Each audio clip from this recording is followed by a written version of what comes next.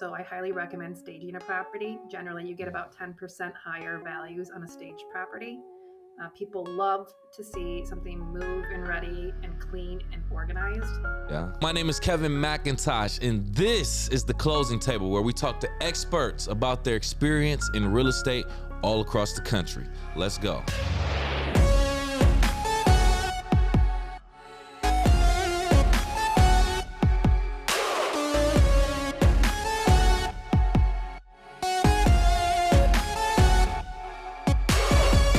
Welcome back to the Closing Table. I go by the name of Kevin McIntosh, and joining us on this episode, we will have the pleasure of speaking with Jodie Bowe. How you doing, Jodie? I'm good. How are you? Absolutely fantastic. No complaints this way. I definitely got a bunch of questions and stuff that I want to be a little bit nosy into your career about. But before we even do that, let's just have a little friendly game, icebreakers called word association. I got a couple words that are associated with real estate, and I just need you to give me your first thoughts, whether it be just be a word associated with a thought, a sentence, a definition, whatever. You ready? Yes. All right, let's get into it. First one, closing costs. Lender fees. Okay. Deed. Deed. Your ownership of a property. Okay. Escrow. A pain in the butt. That's different. Home equity loan. Good for people who need repairs and don't have the funds. Okay. Last one, home warranty. A racket. All interesting responses. It gives us a little bit of insight into your brain, how your brain works. But great. Thank you for starting off playing that game, our icebreaker. So let's move into it. Let's get a little bit more into who you are, Jodie. First and foremost, can you just tell us who is Jodie Bowe in 60 seconds or less? I am an associate broker with Century 21, and I co-own a interior design and staging company with my sister. Oh, I'm also a nice. full-time mom and wife. There you go. Key elements, key titles right there. All right. Very short and sweet. Well, I appreciate that. So let's get into the nitty gritty of real estate, starting off with your current market. Can you describe for our audience currently, where are you serving geographically first, and then go into any other details, landmarks, pricing, whatever? I serve in the state of Michigan, mostly in the Tri-County area, which would be Saginaw Bay and Midland. So kind of like right here. Yep, she got the mitten up, she got the hand up. Y'all see it, Michiganders. Yeah. So that's my primary market. I have work anything from Traverse City to Detroit, but this is my sweet spot where I feel comfortable. In our market, we still have a lack of inventory. We have more buyers than we have homes for sale. The ones that are for sale are in desperate need of repairs, or they're just priced too high. I would say our largest buyer pool is in between 100 and 200,000, and the majority of the properties for sale are 400 plus. Ooh, man. Okay. Yeah. I feel like we're hearing the same song in a lot of different markets, at least with the housing shortage. You know, the pricing is obviously going to vary, but yeah, the housing shortage, the inventory shortage, whatever you want to call it, not to sound scary, but you know, it is what it is. That's the season that we're in. Yes. So first-time home buyers, these are the people, this is the part of our audience who, you know, obviously don't have too much knowledge or experience in the whole mortgage, real estate process. So I like to walk them through certain things, starting with your experience with working with first-time home buyers. Can you just tell us about your experience working with first-time home buyers? I actually love to work with first-time home buyers. I feel like they're the most grateful buyers. They're very excited about it. They will take your education when you give it to them and walking them through like the step-by-step process. There's great programs out there. They are getting harder to get them accepted because they take a little bit longer, but where they have down payment assisted programs. Okay. It's so funny when you say that. They're more grateful and you feel like I mean, it all makes sense, right? They don't have any knowledge. So the person that they're trusting is the person who's the actual agent of real estate. So yeah. But then I'm thinking the opposite of that, right? Somebody who's already bought and sold a home dealing with an agent, and maybe they feel like they already know enough. So they just need you to do this certain part. And I Well, don't know, is that the experience? your list of wants change. Like when you've owned a few homes or a home, you suddenly Right. become a little bit pickier on what you're looking for, which, and Uh I'm fine with picky, but as a first time buyer, they're just so grateful to have a home. I feel it. Yeah. I feel it. Okay. Okay. So explain. Why don't you explain to me and to our audience who are first time home buyers, how do I know if I'm getting a real good deal on a home? Like, how do I make sure I'm not overpaying for a home? I mean, any good buyer's agent should do a market analysis just like they would list the property to tell them where they would have listed the property, Okay. especially seeing it, viewing it. It's really important to know the lender and what programs they're using by walking through the property. You can say, this one's not going to pass your financing, or if it's going to, you're going to need these repairs. The Oh. first time homeowners don't know what to look for. Mm-hmm. Mm-hmm. That's a fact. Okay. All right. And then you help through your experience. Obviously, you're not an inspector, but you have certain things that you can actually look out for and help them even during like the tours and the open houses and things of that nature, right? Yeah, I mean, obviously, with like an FHA mortgage, you know that you're gonna, if there's chipping paint everywhere and the seller's already saying they're not gonna do repairs, we just know that either the buyer's gonna have to do them themselves or it's gonna get flagged. I mean, I know there's a 400 Mm, checklist for FHA and VA, but we know the major majority of ones that they're going to flag. right. Oh, so there's certain guidelines and things that a house have to be, under the guidance of, I guess, in order to qualify for an FHA loan. Yeah, so you can have your Right. home inspection, which is completely different from the appraisal process. And during Right. those low down payment programs, the appraisers will flag things that are required repairs before closing. Mm. And those things are, you said it could either be the responsibility of the buyer, or does the seller have any responsibility to that, or is that just something that can be negotiated? It can. And like our purchase agreement has an area where you can reflect it. You can say this offers contingent on the seller doing repairs up to X amount of value. Right, right. I would Okay. say 5 years ago, the sellers were more willing to do the repairs. And then when the market Yeah. got crazy, if you even write FHA, they didn't want to do it. So you'd kind of write buyers willing to do repairs up to a certain dollar amount. Really? Oh wow. Okay. Interesting. Interesting. All right. So once a home is under contract, this is a different part of the process. First of all, explain what under contract mean. I'm gonna guess give you what I think it is. I guess that's when the buyer and seller are under negotiation parts, like they agreed, but they're negotiating. Is that true? No, the property is available until we have what we call the meeting of the minds, meaning both parties, the seller and the buyer, have bottom line and signed a contract. And then it's under contract. There still are Mm, steps to negotiate. Obviously, most of them are written with a contingency of an inspection, an appraisal, and financing, but it got is you. technically under contract.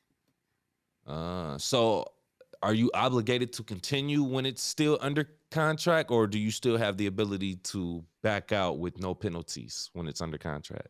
It depends. As the seller, you can't just back out for any reason without possibly being called into court. As the buyer, Mm, most purchase agreements in most areas they're designed to protect the consumer, the buyer. So there's mm, just natural ones where you can waive your inspection, but you could write an inspection in there. Most of them are built in to appraise. Most of them have a built-in that it must have a clear title. Um, and then obviously, if they're getting financing at the end of the day, if their financing's denied, they can't force them to move forward. right, right, right. Oh, interesting. Okay. So I know every home and every transaction is different, but can you explain some common factors that can cause variations in the length of time between the pending contracts and actual completed sale? Yeah, I would say the biggest one that causes a lengthy is a cloud on the title, where you have to go to court to either quiet the title or figure out what's going on. Like it could have sold and had a family member that really had a presence in there, but wasn't signed off and didn't know about it. Even Mm. sometimes it's whether it's 6 inches of the property. If there's a cloud on the title, you can't close. Inspection timeframes. I mean, if the inspection goes great, you move forward. If it doesn't, sometimes you're having to get quotes out there, get multiple contractors in to see if the problem is that big. That can be lengthy. The appraisal process, I mean, I would say 2 years ago, it was 2 to 3 weeks for an appraiser to get out there and get it done. Now that there's no inventory and there's a lot less contracts under their need, we're seeing them get in there probably within Right. 7 days. Interesting. Interesting. So when you mention the inspection process, I feel like I've seen a few real estate agents tell stories about this, but can you explain from your perspective, are you seeing instances where there would be an inspection done and there would be an issue that could be looked at as significant depending on the perspective, and then the buyer decides to get cold feet and back out? Is that common, or are you seeing a lot of people? I mean, because I'm starting to see the trend of people wanting to move into homes that are move-in ready. So if they're inspecting a home and it's not move-in ready, are you seeing a lot of buyers back out? I mean, it depends on the buyer. Most first-time buyers have not saved a lot of money. So if they do an inspection and it's flagged where the roof needs immediate replacement, they don't have an extra 20 grand. And if the Mm-hmm. seller's not willing to negotiate and repair it, then I mean, my advice is this isn't the house for you. You can't move in and have the house roof cave in 2 months and you can't afford Correct. it. Also, Right. some of Right. the down payment programs will flag it where a roof has to have at least 4 years of life shown. I've seen where foundations, like obviously when I walk through, I don't crawl in the attic and I don't crawl in a crawl space. Right. But during the inspection process, I point out, hey, this wall I'm kind of questioning, make sure that the inspector knows about it. Those are big issues. Gotcha. If there's small ones, I tell them, here's the thing. This is small. We can get quotes to get it fixed. You have to make the decision on if you want to move forward. But if it's major and you can't afford to fix it, this isn't the house for you. Okay. Another thing that you mentioned during that process that could, vary the length of time. You said did you say a cloud in the title? What A did you say cloud, exactly? a cloud on the title. It just means that they can't pass title. Uh-huh. Um, Is that the so same as a usually, lien? not necessarily. Most of them are like, say there was an estate that needed to be sold, and they really needed 5 people to sign off on that. And 4 people closed, and it closed 20 years ago. And then all of a sudden now they're like, hey, there's a break in the chain here. We needed this signature. Or a lot Mm, of times it happens with like a trust when they go in and out of right. trust. It's just not a clear title. They didn't properly close from title to title. This Yeah, person has to, ownership. Right, yes. right. Gotcha. And And then and one sometimes you more have time. to hunt them Oh, down. And you have to talk them down. Is that what you you have said? to hunt that person down. Oh, And hunt them sometimes down. they Oh, don't want to wow. sign off. Yeah, That seemed like a whole movie right there. You could do a movie on that. Hunt somebody you down to could. sign off on the home. And like I said, I want to clarify this. You said it's a cloud, like rain cloud? That's what we refer to it in the state of Michigan. Yeah. Oh, wow. Oh, yeah, we learning some things today. Appreciate that, Jody. All right, so here's a phrase that I've heard of that I don't think I've talked about on the closing table. Rent to own.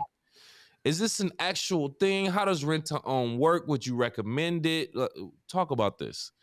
Well, it depends. You have a lot of people who own a home and then they want to sell it or rent it out. Then you'll get people who say, Okay. "Hey, I have no down payment. Can I do a rent to own or a land contract?" If you have an Mm, existing mortgage on the property, you cannot do a land contract. We have in the state of Michigan, we have a due on sale clause, meaning you sell your house, you have to pay your mortgage off. right. So with a land contract, you're technically selling the house. So you can't do that. So then people started doing a rent to own or a lease with option, which are kind of the same thing.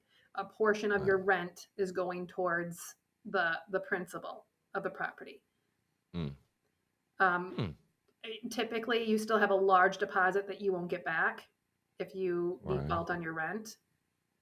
The Oh, wow. interest rates, like a land contract interest rate can be 13%. Oh, phew. And people complain about 6% now. Yeah. Yes.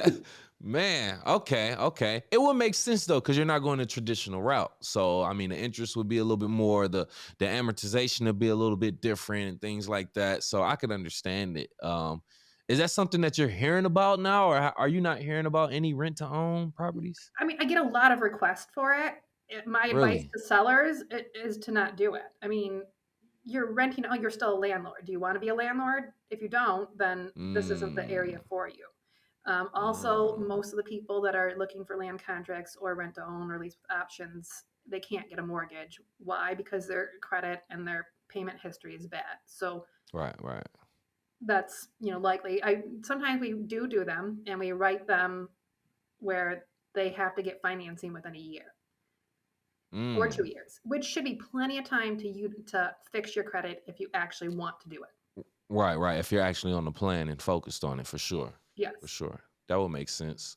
Some well, let's talk about red flags. What are some red flags that buyers should be aware of during this home buying process? And I'm talking about any part of the home buying process.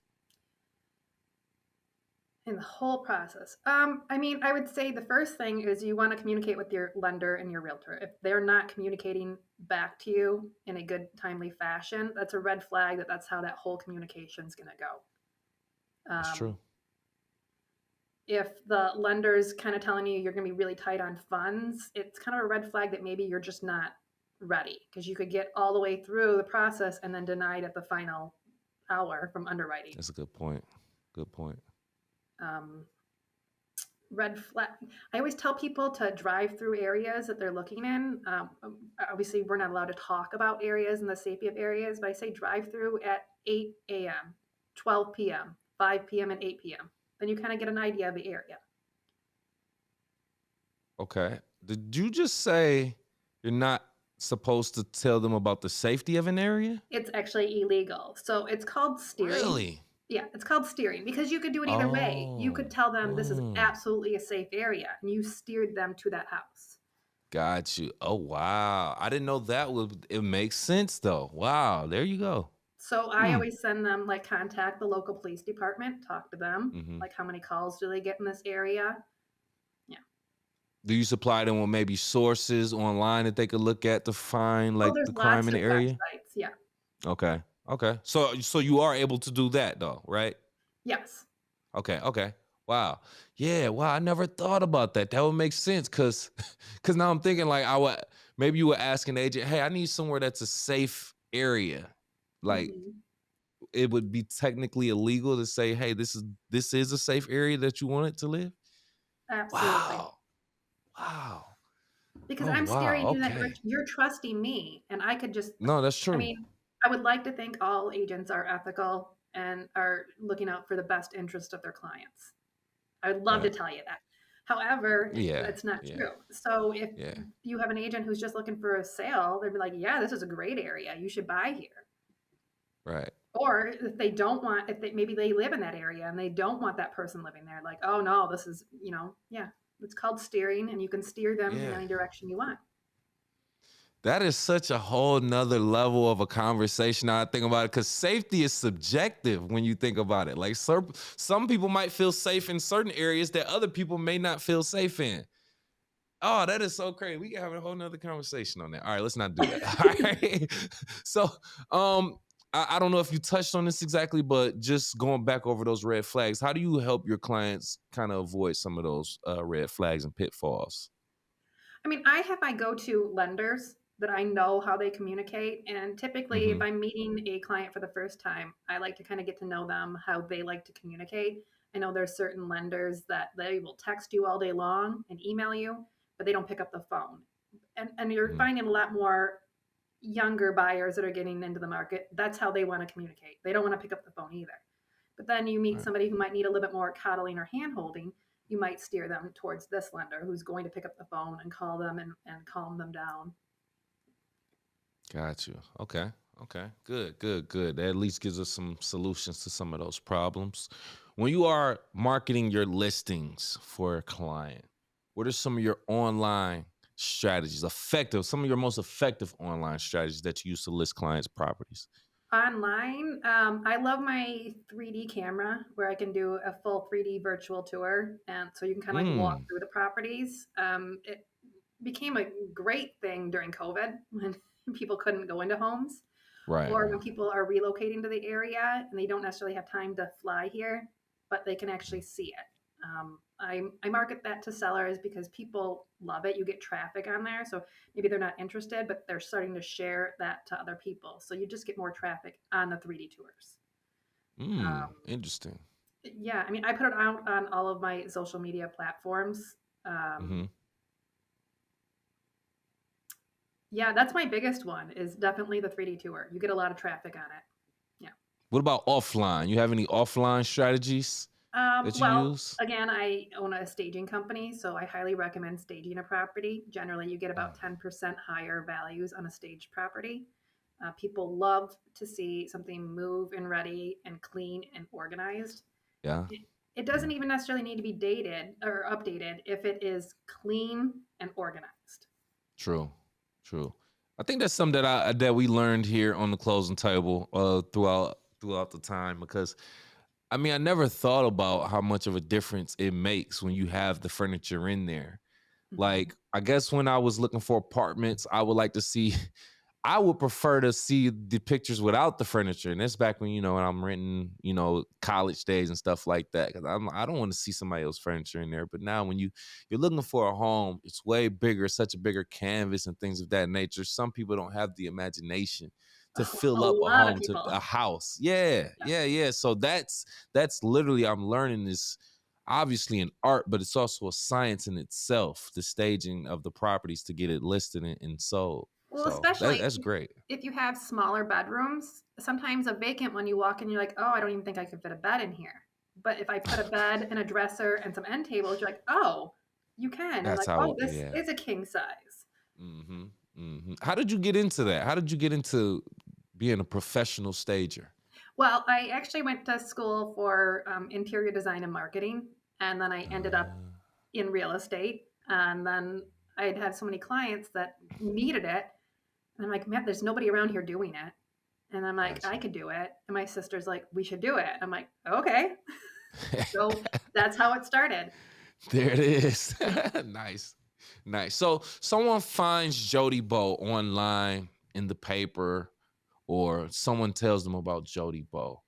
What do you think people are saying about your brand? Or what do you hope people are saying about your brand? I would say that I'm probably that I'm compassionate where I'm not a pushy salesperson. My job is not Hmm. to force you to buy a home.